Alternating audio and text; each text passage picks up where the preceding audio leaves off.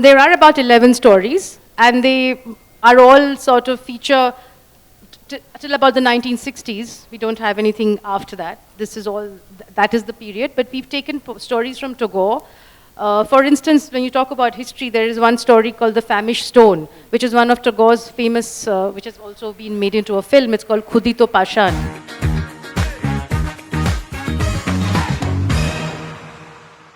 Hello and welcome to another episode of Jaipur Bites, the official podcast of the Jaipur Literature Festival.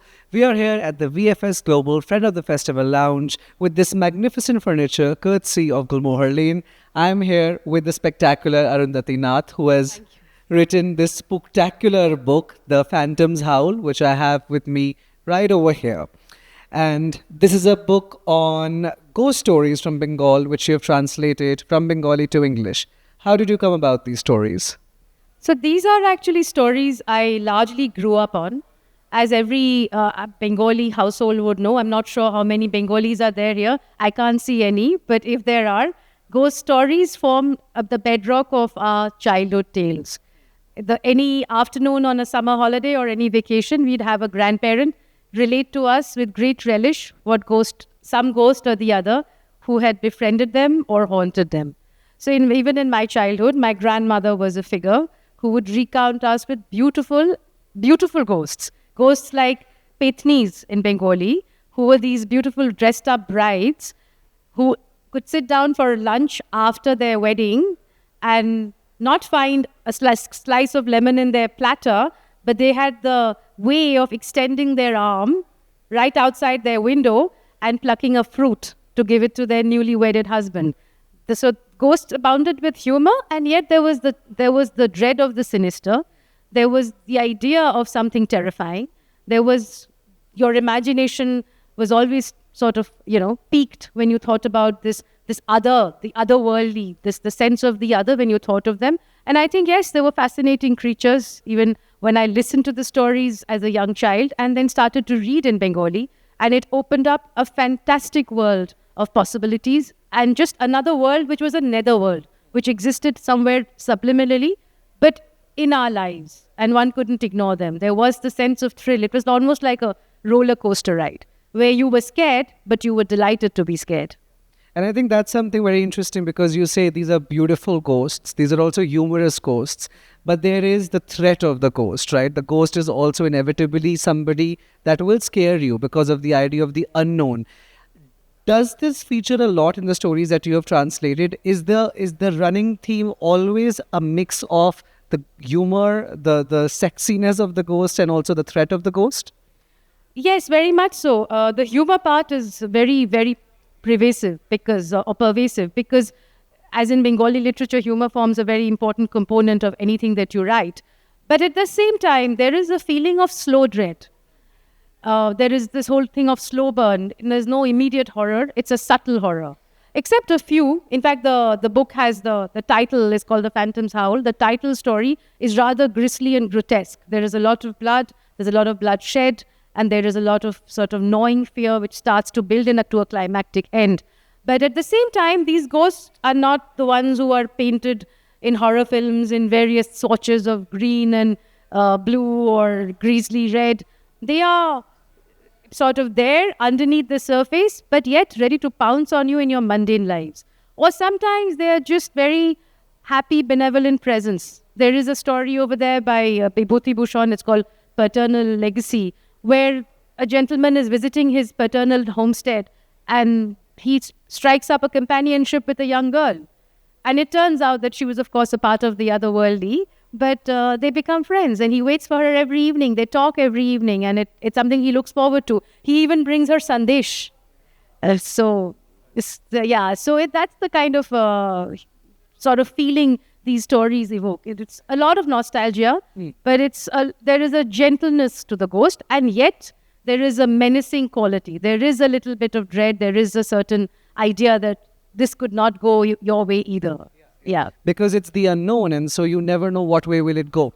But I think it's interesting because you say that, he brings her sandesh. And I think a lot of times these ghosts are rooted in historical moments too, in geography. I find the story of the ghost who comes for the fish. Yet again, what's the ghost called? The Mecho booth. Yes, yeah, the Mecho Mecho booth, Yeah. and that idea of this ghost going to that's lured because you have fish at your home. Do you find that as a recurrent theme too? That there is always a sense of geography, nostalgia, food, history in these ghosts from the other world. Yes, of course, because you're looking at, by various points in history. In these stories are actually not so much modern. They are classic ghost stories, and they have Tagore as well. And of course, unknown ones like there is a gentleman called Abhirendra Munshi, who's written about this beautiful water spinach forest. And there is a marsh in there. And there's the landscape and the geography is very important as the story, because it's a pervasive sense of this marsh which is lit by the moonlight. And there is this girl, and she's rowing endlessly.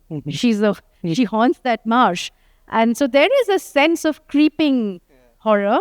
But again, she doesn't come to any harm when it comes to, she's not malevolent, but she's there, and you better watch out. And so the protagonist doesn't go back to that marsh again.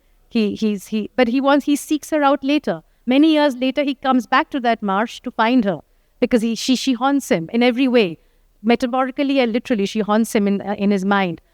And historically too, these ghosts have when I was reading these stories, when I was curating them for this collection, I found historically, if you look at, there are stories of the rebellion of the 1857 uprising, where one of the rebel kings has also become had been arrested sort of illegitimately by the British under some illicit cover, and there is a ghost there waiting. The story of the rebellion lends itself to so much. You would know that, how history lends itself to hauntings. So yes, I would say that too. There is that you could plot that in different ways.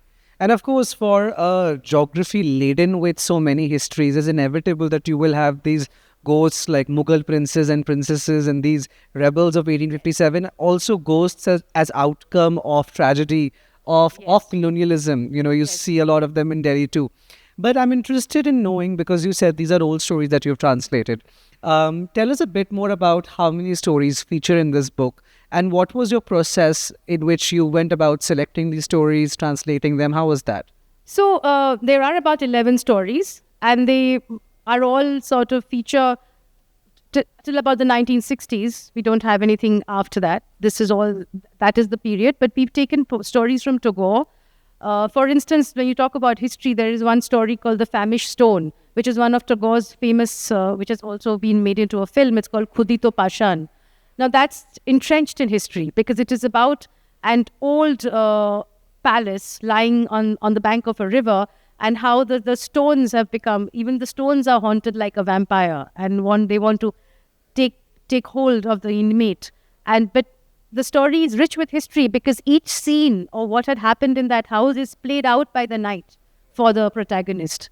And I feel, yes, I mean, when I was looking at the stories, I found things which would appeal to a sense of history, and yet the sense of landscape in Bengal, which is so important. There is such a variegated amount of landscape, where you see from the marshes to the forest to the dark bungalow, which is very important in Bengali ghost stories. And there's a lot which happens in these dark bungalows. And that forested dark bungalow is I found a very primary constituent of all the stories I read. And whichever story I thought could be retold for a modern audience is what the ones I have largely chosen. As a writer, were you able to separate yourself from the stories? Because there are times when you become so engrossed in what you're reading and you are translating, you're bringing those sentiments to another language. Were there moments while translating you felt a sense of dread, something lingering in the back? Yeah, very much so. I still do remember one particular story in the night I was translating, and I felt there was this presence, and there was a noise in the kitchen. And I got up to check it, and there was nothing. And I told my younger son that, is there someone? We both went around the house. So it was actually crazy when we thought about it, but we felt a palpable presence. Why? And does that make you believe in the supernatural, or is that a question that you would just...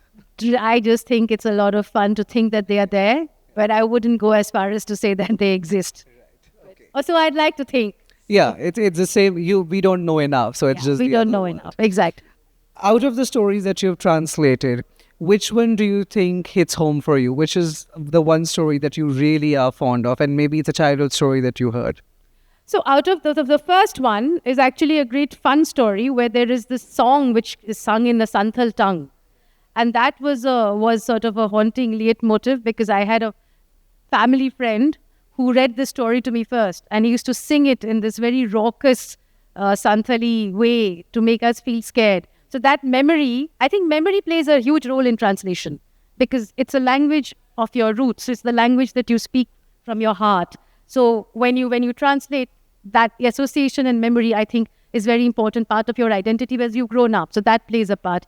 That story was one of my favorites. And I found the story about the water spinach forest marsh where this haunted presence rows the boat endlessly. That was something which left an indelible mark on me. The others are known stories. There is the Vibhuti Bhushan stories, Hemendra Kumar Ray's stories, Tagore's, we've got Tagore's Skeleton, which is again an introspective story. It's more about a woman's identity, her struggle, and how she comes into her own and how she does not come into her own, rather. So those are different. But these were stories which were close to my heart, the others. And would you say these are stories that people across ages can read? Absolutely. I have a 15-year-old who's loving them, and I know there are adults. Sanjoy seems to have loved them too. So I'm hoping to see how it's all going to pan out, and it's very exciting to be here in the meantime and wait for it to be launched. No, I'm glad because I think so many times when we talk about translations, we often talk about the sentiment that gets perhaps lost in translation. But I can tell you that your stories are giving me chills. So I'm sure that the fear of the Bengali story and also the nostalgia, the laughter, it has all come very well in The Phantom's Howl. Thank you. Thank you. Thank you for this conversation. Thank you very much. The book is, again, right here with me. It's called The Phantom's Howl, and you must get it. Thank you, everyone, for tuning into this episode of Jaipur Bites, and thank you for joining us at the Friend of the Festival Lounge.